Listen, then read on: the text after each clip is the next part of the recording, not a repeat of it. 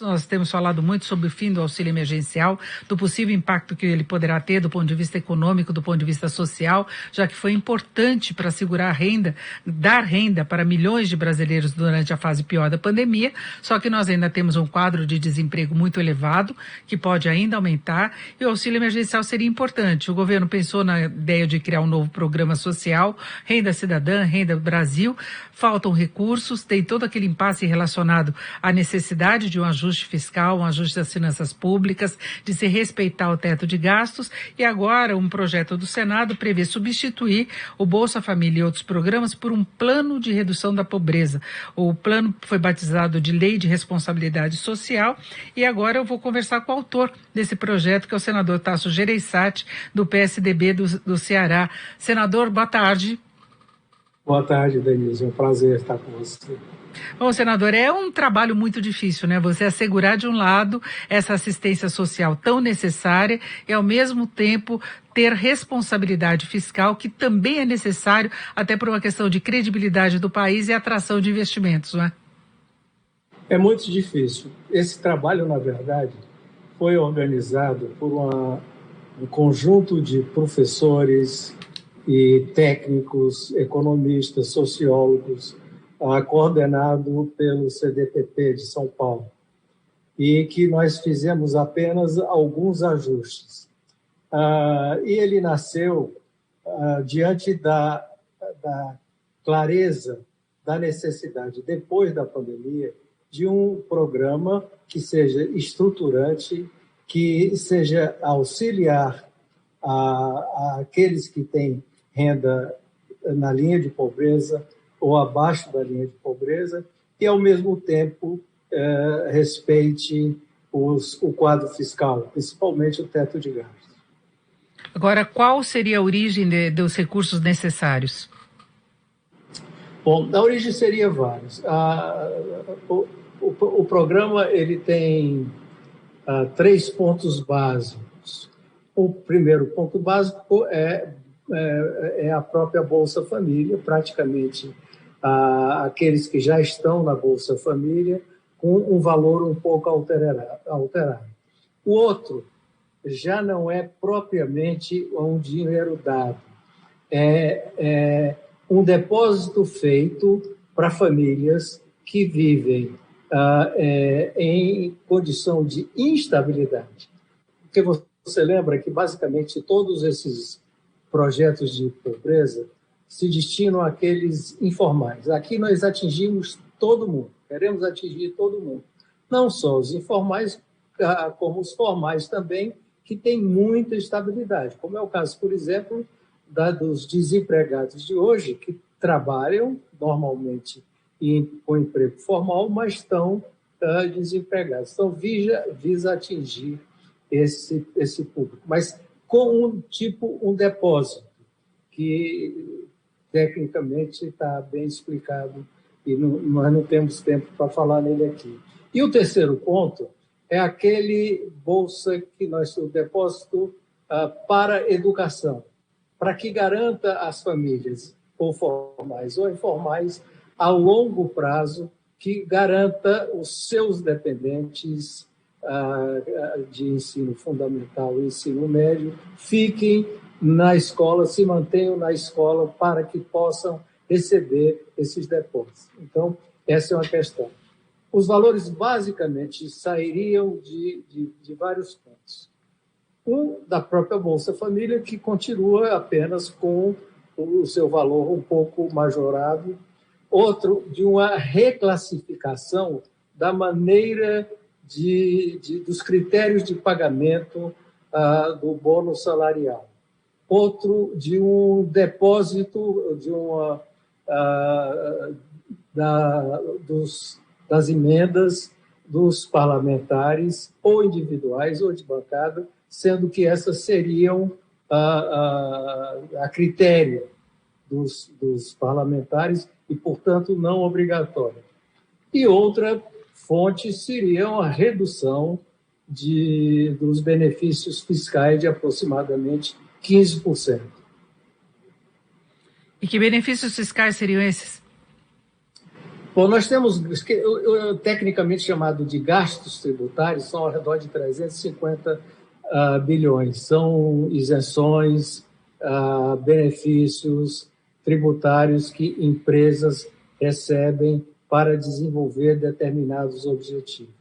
Esse valor é muito, alguns já são desnecessários hoje, e a gente propõe um corte de 15% desses 350 bilhões, dessas isenções fiscais, dessas isenções tributárias, que saiam das empresas e venham para esse programa. Agora, senador, o senhor tem ideia de quantos brasileiros seriam assistidos pelos programas das várias formas? Ele não deve ser um número fixo, porque ele atenderá não somente aqueles que já estão na linha de pobreza e são informais, mas hoje, por exemplo, na situação como nós estamos vivendo hoje, que nós temos 14 milhões de pessoas desempregadas, esses desempregados também. Não esperamos que isso aconteça no futuro. Entendemos que vai ser possível e vai ser necessário, eu acredito que acontecerá um número significativo de redução desses desempregados. Portanto, a estimativa a partir de hoje é que atenderia perto de 600 milhões de pessoas. Desculpe, 60 milhões de pessoas. 60 milhões, porque o governo tem discutido muito a criação do Renda Cidadã e, na verdade, seria uma ampliação também do Bolsa Família, né, querendo talvez ampliar um pouquinho mais o valor do Bolsa Família. Tinha até na previsão orçamentária que isso ocorresse. Agora, houve muita discussão, por exemplo, nessa questão do abono salarial, que o presidente Bolsonaro foi contra. O senhor acha que há a possibilidade de se ter um consenso no Congresso para viabilizar esse programa? Acho que sim, porque nós não acabamos com o abono salarial. Primeiro, nós não acabamos, nós definimos critérios para o abono salarial. Como o programa tem foco, o primeiro é aqueles que vivem abaixo da linha de pobreza. O segundo é aqueles que vivem na linha de pobreza. E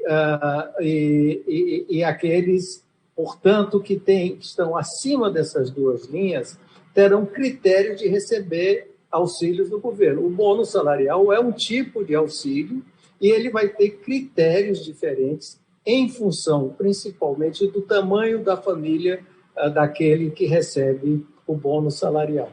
Nós não acabamos absolutamente, nós definiremos a necessidade de cada um que recebe o bônus salarial. E, ao mesmo tempo, ele tem duas visões diferentes de fazer esse benefício, que é a questão do depósito. É como se fosse uma poupança específica que se deposita para cada um desses beneficiários em função da eventual necessidade. Por exemplo, se você é formal, mas você vive ainda na linha de pobreza. Se você per capita, e se você, um dia, esse dinheiro vai ser depositado na sua conta. Se um dia você ficar desempregado e necessitar desses recursos, você poderá sacar. Outra feita, pois não? Desculpa, senador, eu só queria acrescentar aqui que a intenção seria reduzir a pobreza nos próximos 3 anos. Haveria uma meta nesse sentido. Isso. E a outra coisa que é fundamental no plano, bastante diferente, que ele visa a redução da pobreza. Ele não é só um programa permanente, ele tem objetivos de, nos próximos 3 anos, redução da pobreza, dos índices de pobreza no Brasil, que depois desses 3 anos serão redefinidos em função dos próximos governos. Agora, senador, a gente vê que tem uma certa desmobilização do Congresso neste final de ano, embora se tenha bastante coisa na pauta, mas a gente vê que não está caminhando a votação da forma necessária. O senhor vê condições de esse programa ser discutido ainda este ano, com tantas coisas em aberto como nós temos, como o próprio orçamento, as medidas, as PECs que podem facilitar a gestão do orçamento, e aí incluindo também esse programa? Não, não é esse a nossa expectativa. Eu gostaria que fosse, mas em função do calendário apertado que nós temos, o que eu gostaria é que o presidente designasse um relator imediatamente, para que esse relator já começasse a trabalhar e no mês de fevereiro nós já pudéssemos estar votando. Nós não podemos iniciar o ano que vem com essa quantidade gigantesca de desempregados e ignorando o que ficou bastante transparente nessa pandemia, que é essa situação de milhões de brasileiros que vivem praticamente em situação de sobrevivência difícil. Porque a gente sabe que o Bolsa Família tem uma amplitude importante, mas o que percebeu dessa fase de pandemia foi exatamente isso, que a gente tinha milhões de brasileiros invisíveis que não estavam nos programas sociais e estavam na linha de pobreza ou abaixo da linha de pobreza, né? É isso. Não só isso, mas também nós entramos nos formais, que nessa visão, que foram chamados dos invisíveis, foram os informais. Mas os formais que perderam seu emprego e que podem ficar muito tempo ainda sem emprego, dependendo, evidentemente, do crescimento da economia, e que suas vidas são estáveis. Eles podem hoje não estar na linha de pobreza e amanhã estar vivendo com dificuldade. Então, visa atender todos através de um cadastro único, do tal famoso cadastro único. E, novamente, e é importante que esse projeto não ameaça nenhuma quebra, nenhuma flexibilização do teto de gastos. Agora, senador, eu perguntava se daria para discutir antes do final do ano, exatamente pelo fim do auxílio emergencial, né, para essa transição que se imaginou que pudesse ocorrer. Eu espero que o governo faça, que nós possamos correr com esse projeto, estar aprovando ele em fevereiro, e o governo, nesse meio tempo, nesses próximos 3 meses do início do ano que vem, faça qualquer tipo de programa transitório para fazer a devida ajuda social a essa imensa população brasileira. Mas não seria prorrogação do auxílio emergencial? Não sei, o governo poderia fazer, não nesses valores, mas uma prorrogação do auxílio emergencial por mais 3 meses, em níveis evidentemente bem menores, porque o Brasil não tem condição de continuar esse programa emergencial nesses valores que estão hoje. Bom, agora, senador, para nós encerrarmos, eu queria falar de um dos destaques do noticiário do dia, que foi a decisão do Supremo em relação à reeleição para a Câmara, reeleição no Senado. O seu nome foi citado aí por vários parlamentares como a possibilidade para substituir, na eleição do Senado, substituindo Alcolumbre. O senhor teria interesse em participar dessa disputa? O senhor que tem uma participação ativa em pautas relevantes aí do Congresso, como foi relator da Previdência, relator do Marco do Saneamento, agora esse programa aí na área social? Eu sou partidário hoje, eu estava contra, evidentemente, a reeleição, porque para mim estava claro que não era possível haver reeleição por razão constitucional.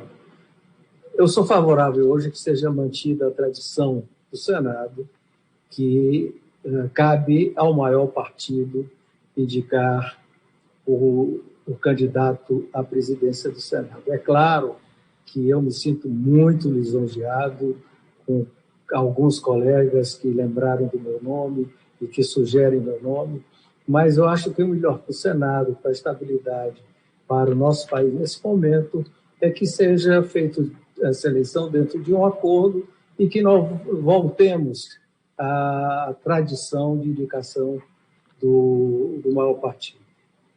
Perfeito. Eu conversei com o senador Tasso Gereissati, que é do PSDB do Ceará. Senador, muito obrigado. Uma boa tarde. Eu agradeço. Boa tarde.